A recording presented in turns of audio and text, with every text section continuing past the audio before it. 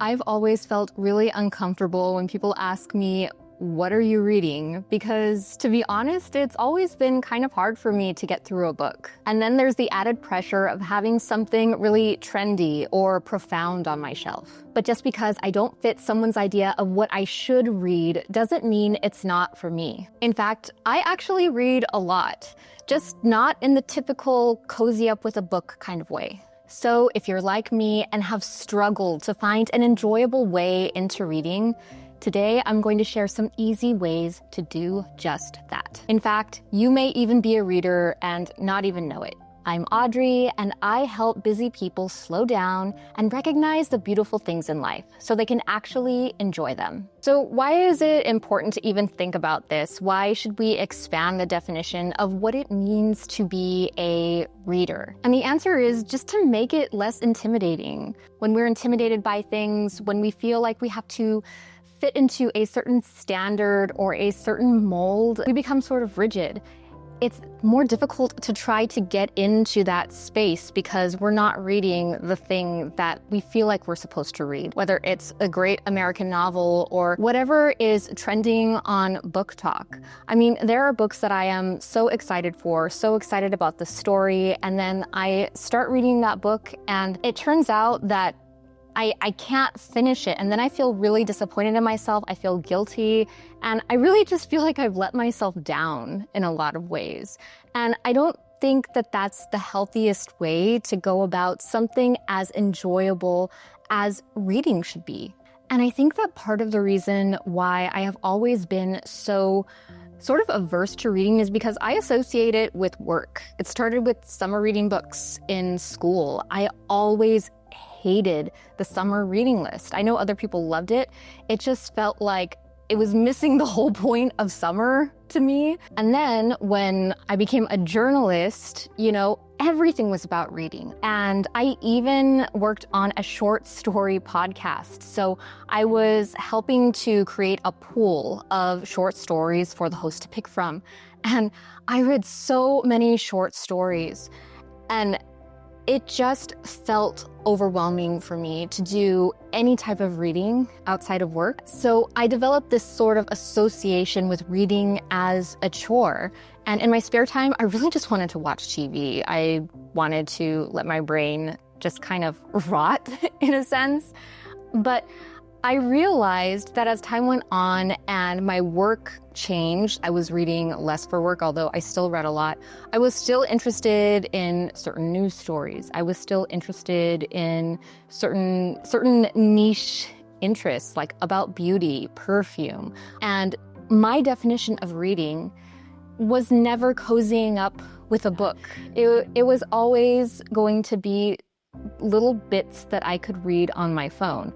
And that isn't to say that I wouldn't read the full article and just pay attention to titles, but I consumed information in a different way. I am a reader, even though I might not fit into someone's mold of what a reader should look like. And that's something for you to consider too. So reading isn't just about books. It definitely can be, but it can also be magazine articles, newspaper articles. Those things that we find interest in is where the joy of reading actually is. That's where the joy of reading lives.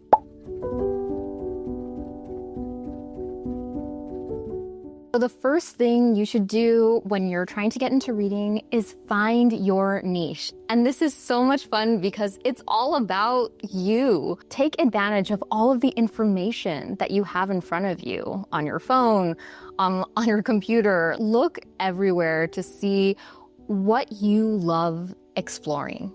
And if you don't know where to start, here are some suggestions. First, look at a book of poetry. Now, I know that poetry can sound intimidating. For me, poetry is very cryptic. But the real beauty of poetry is that it doesn't have to make perfect sense. Poetry is always open for interpretation. It's not like research. It's not like, a lot of very hard facts, hard news. Like, it's very much whatever you make of it. And another thing I really love about poetry is it belongs to everyone. It is something that you can feel, even if you don't fully understand it. I really love poetry that gives me a sense of calm and gives me a sense of hope. And Maya Angelou never fails me. She always has a way of making her words accessible to a large amount of people. And I always walk away feeling a little bit better. I feel like I have hope for the world. I feel connected to other people. I feel more of a connection to myself. And that's the power of poetry. It's flexible, it's malleable, it's open for us to explore and to really feel it. Next is my personal favorite, articles, think pieces. I always love a good think piece in, say, like The Atlantic. Medium has some good ones. I like reading other people's perspective, opinion pieces, even if it's not my opinion. I enjoy reading those things just because it helps to widen my knowledge. It helps me see things differently, and it doesn't necessarily have to change the way that I think, but I think it's always good to expand, whatever perspective we have. Something that I always try to do is not just see a title of something and then read the first few paragraphs. Unless it's hard news, most of the information you need by design is going to be in those first few paragraphs, but I try to read the entire article so that I get all of the information that is presented to me. Something else to think about is skipping around in a book. I have done that before. When I was in sixth grade, I was obsessed with The Princess Bride, and I loved that movie and I wanted to read the book, but I couldn't get through the book. I know I've always had this problem. So what I did was I skipped around. I found my favorite parts that were in the movie in the book, and I would read those over and over again. I've done that with other books too, like Les Miserables.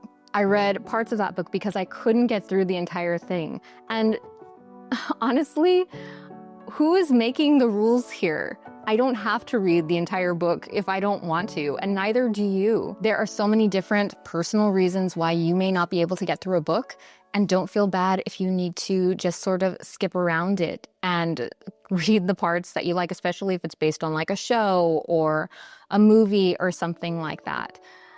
It's always good to open a book and read, even if it's not from start to finish. And so something that will create a lot of success if you really want to get into reading and start making it a habit is to have accountability. I love talking about community and connection, just bringing in a friend. If you want to read a book, then go ahead and have a friend read the same book and start your own little book club. If you can expand to a few friends, that is even better. Something that is really great to do is host a monthly reading circle. So you don't necessarily have to have the homework of reading a book and coming in and talking about it, but maybe you invite people over to your house and everyone brings their book or magazine or whatever they're going to read. You have little snacks, maybe you have some tea or some coffee, and everyone sits around and reads their book. You can have everyone talk about what they brought, and that can create a little sense of community. It's sort of like a book club without any of the extraneous reading. It's more about what you're bringing in and what you're sharing with the group at that point in time. And something else that you can do if you don't have an accountability partner or a friend that you want to do this with, then just go ahead and make a date with yourself. Make a coffee date with yourself to go to the library or to go to a bookstore and put it in your calendar. That is your time to go and explore, and getting out, getting into a different space, away from distractions if you can, is an amazing experience, especially if you're so busy, to leave all the stress behind. Sometimes we feel like, I have so many things to do, so many things I need to get through, but there are times when we don't, when we could spend that time on social media, we could spend that time watching TV. And those times of rest and just kind of like rotting on the couch are important.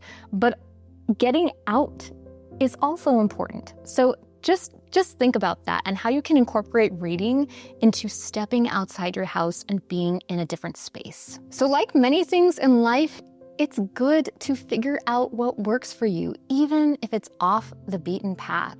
Reading is ultimately about gaining knowledge, and the way that we do that looks different for everyone. Actually, those differences are a beautiful thing. And I'm talking a lot today about finding your niche, which goes beyond reading. You know, it's something that anyone can do, just going down a rabbit hole and finding what interests you. And if you'd like to learn more about how to find your niche and even how finding your niche can help you find community, then click the video on your screen right now. I made a whole video about it. As always, thank you for watching, and I'll be back next time with more beautiful things.